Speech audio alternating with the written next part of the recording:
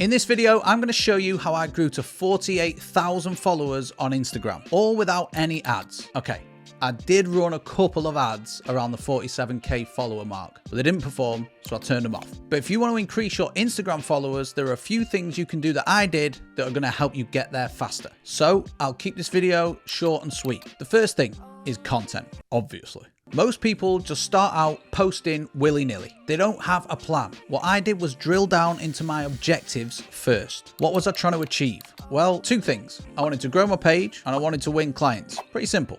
Page growth through new followers and engagement, and clients through content that converts into calls for me. So after looking at my niche and identifying their pain points and the challenges and the desires, I zoomed in to what I thought would be really interesting content for my audience. The problems they were having, useful tips, mindset shifts, that kind of thing. Then I worked out the different ways to bring these concepts to life. Resources and tools, quick wins, my journey, personal opinions, positives, negatives, a bit of personal life too. All of these things take people down the know, like, and trust journey and help boost page growth, engagement, and conversion. But looking at those objectives, the content that grows your page probably won't be the same content that converts people into clients. So I positioned some really wide topics, time, productivity, sales, marketing, in order to gain followers. Then I used niche specific topics, Instagram sales, productivity for coaches, how to sell as a freelancer, to nurture and build the engagement. Then I use unique methods and stories. So client result, my own journey, my transformation,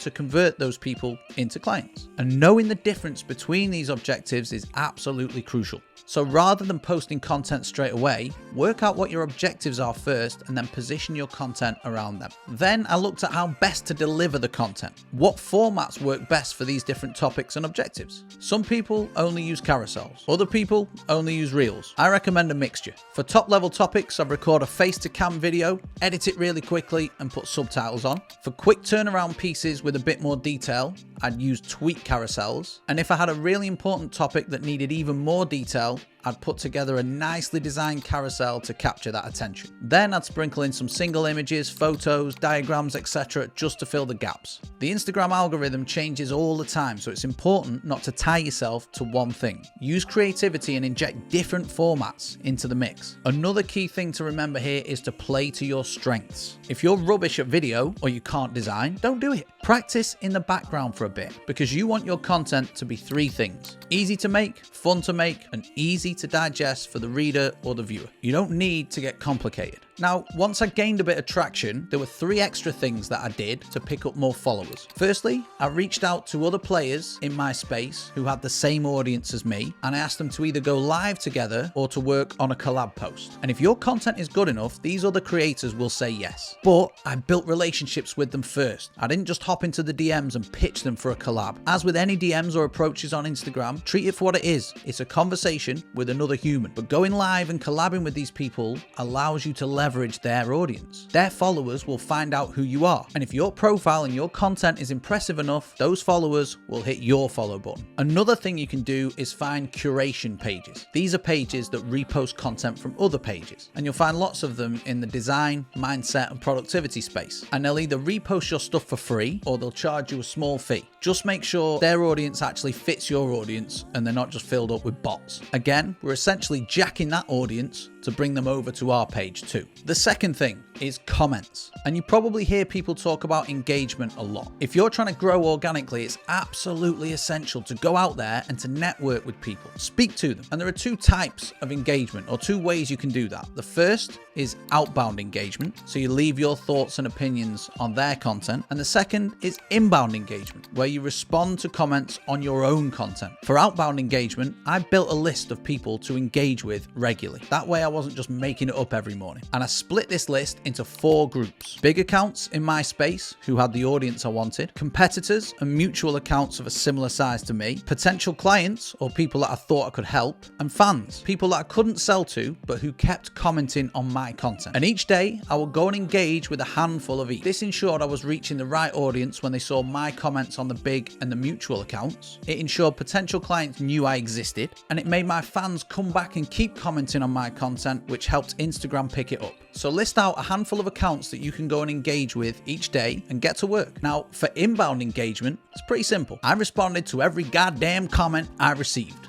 Every single one. I'd either thank them or I'd ask them questions about what they'd said. Super simple, but it takes time. Engagement is a necessary evil. But if you're in the early stages of building your business or your personal brand on Instagram, it's essential. And lastly, conversations. I started conversations with everyone.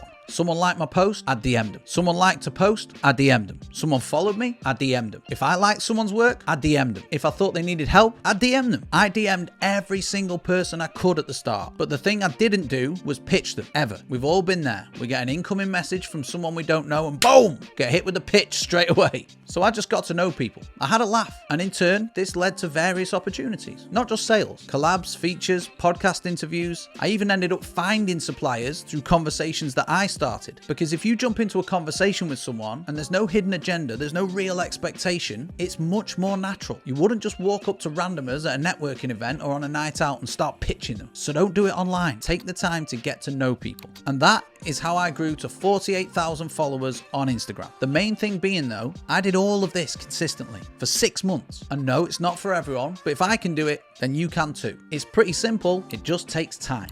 Now, if you're building a business and want some help, then consider booking a call with myself or a member of my team. We help coaches, freelancers, and small business owners win more clients online using organic content, particularly across Instagram and LinkedIn. You can check out the description for more info, and if it looks like a good fit, book a call. However, if you want to know more about how to actually win clients online, you can click this video here and we'll go through more of the in-depth strategies. That's it for this video. I'll see you in this video next.